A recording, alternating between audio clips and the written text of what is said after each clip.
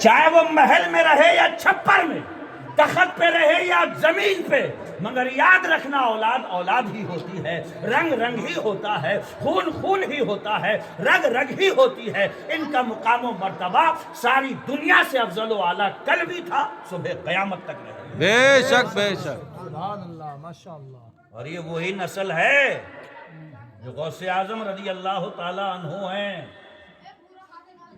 انہی کے شہزادے ہیں۔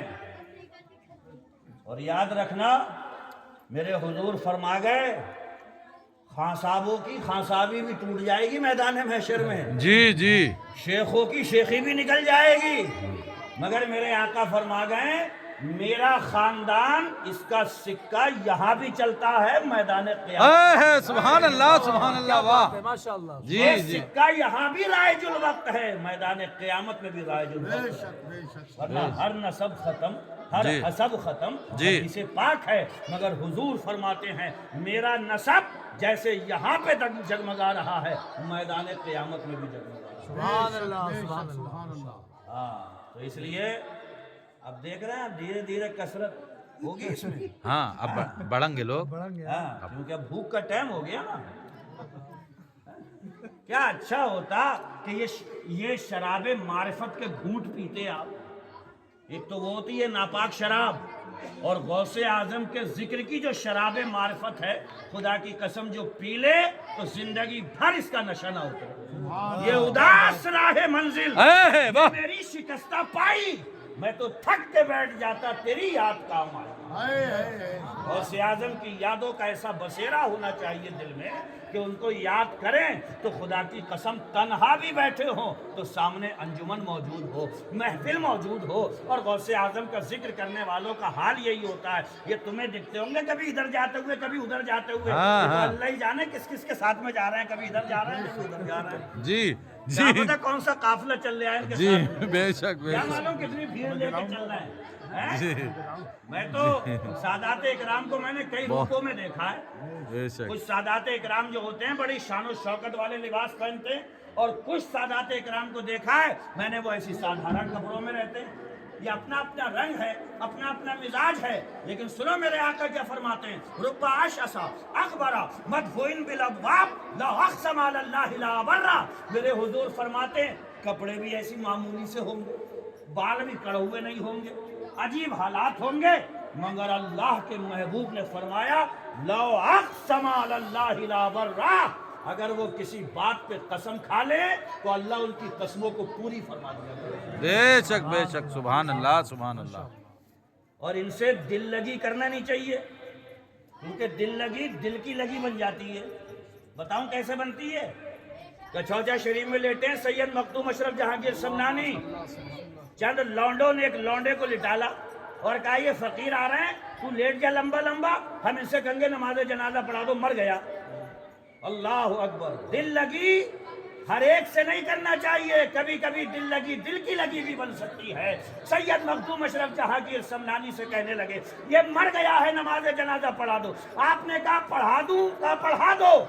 سید مخدوم اشرف جہانگیر سمنانی نے 4 تکبیریں کہی، اللہ اکبر اللہ اکبر اللہ اکبر اللہ اکبر، سلام پھیرا تو وہ اوباش قسم کے لونڈے کہنے لگے کھڑا کیوں نہیں ہوتا بھائی، مذاق بنانا ہے فقیر کی، کھلی اڑانا ہے، دل لگی کرنا ہے ان سے، مگر 4 تکبیروں کے بعد میں بدن میں روح بچی ہو تب تو کھڑا ہونا، زندگی کی حرارت ہو تب کھڑا ہونا، حیات کی رمق موجود ہو تب کھڑا ہونا۔ لمبا لمبا لیٹا رہا، کہا یہ کیا کر دیا آپ نے؟ کہا آپ نے ہی تو کہا تھا نماز جنازہ پڑھانا ہے، یاد رکھو میں جہانگیر بھی ہوں اور جہانگیر بھی ہوں۔ واہ واہ سبحان اللہ مفتی سید صاحب۔ مخدوم اشرف جہانگیر اس لیے ہیں کہ بہت دنیا گھومے ہیں اور جہانگیر بھی ہیں، یعنی وہ دنیا کو بھی مٹھی میں رکھتے ہیں، جان کو بھی مٹھی میں رکھتے ہیں۔ واہ واہ واہ واہ، بہت اچھا پیغام مفتی صاحب۔ بزرگوں سے دل لگی نہیں، جی آپ کرو گے دل لگی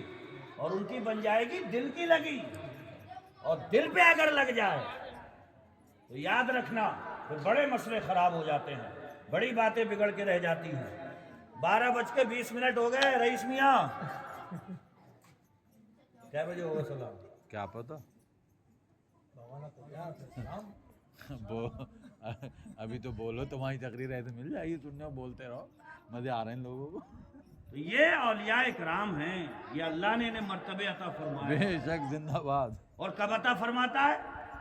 اللہ فرماتا ہے یہ فرض پڑھتے رہیں، فرض پڑھتے رہیں، فرض پڑھتے رہیں، اور فرضوں کے بعد میں جب یہ راتوں میں اٹھ کے نفل پڑھنا شروع کر دیتے ہیں، واہ واہ واہ. 1000 رکعت، 500 رکعت نفل پڑھنا شروع کر دیتے ہیں، تو پھر میں انہیں اتنا قریب کر لیتا ہوں، اتنا قریب کر لیتا ہوں، آنکھیں ان کی ہوتی ہیں، وہ فرماتا ہے دیکھنا میرا ہو، ہاتھ ان کے ہوتے ہیں، پکڑ میری ہوتی ہے، قدم ان کے ہوتے ہیں، چلنا میرا ہوتا ہے. واہ واہ واہ واہ. سبحان اللہ، سبحان اللہ.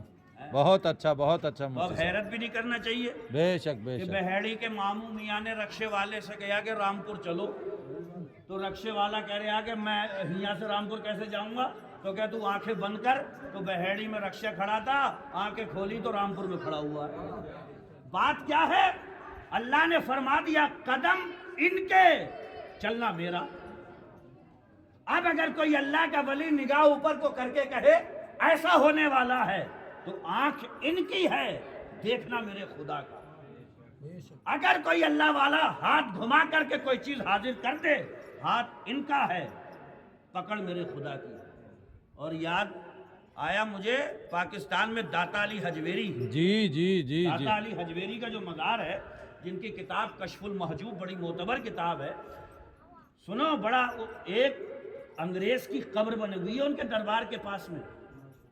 نوجوانوں سے میں کہوں گا جو پڑھے لکھیں، آپ گوگل کر لینا، یوٹیوب پہ دیکھ لینا، نام ڈالنا فاروق احمد انگلستانی، پتہ لگانا اس کی قبر کہاں ہے. داتا علی حجویری کے مزار کے احاطے میں اس کی قبر ہے. جانتے ہو واقعہ کیا ہے؟ دیوبندیوں نے ایک انگریز کو مسلمان کر لیا.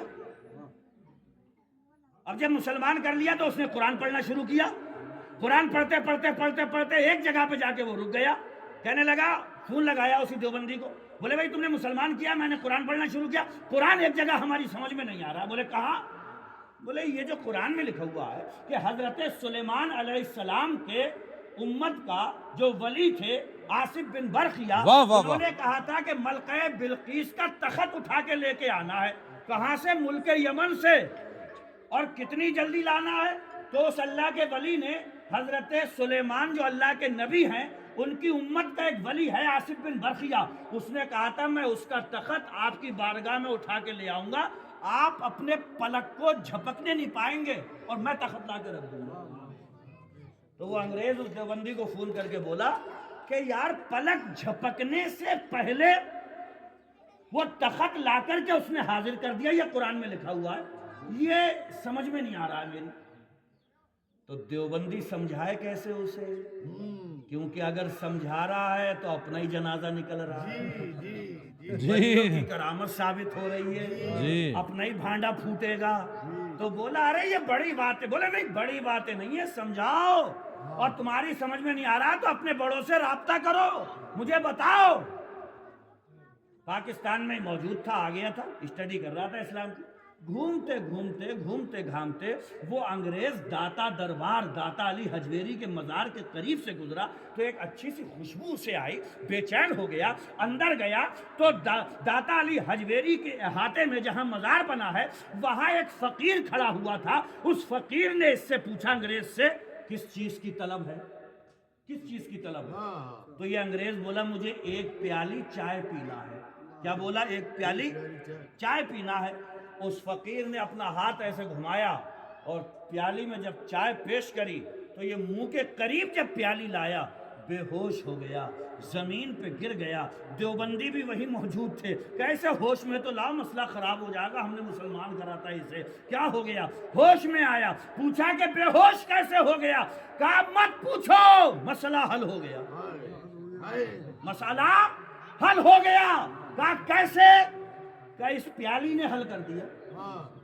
یہ وہی پیالی ہے کہ انگلینڈ میں ہر صبح کو اسی پیالی میں مجھے چائے پیش کی جاتی ہے جب داتا علی حجویری کے مزار کے پاس میں ایسا فقیر کھڑا ہوا ہے جو ہاتھ گھما کر انگلینڈ سے میری پیالی اٹھا سکتا ہے تو میں سمجھ گیا کہ آصف بن برقیہ ملک یمن سے اس تخت کو لا سکتا ہے۔ زندہ باد، بہت اچھا پیغام، بہت ماشاءاللہ۔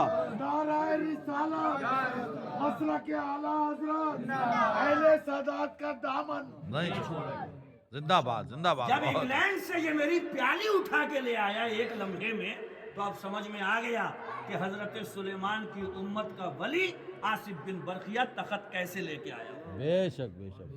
ہاں، اللہ پاک ہم سب کو اولیاء کرام کے دامن کرم سے وابستہ رکھے، ان کی محبتوں ہی میں ہمیں زندگی عطا فرمائے اور اولیاء کرام ہی کی عقیدت میں ہمیں موت عطا کرے۔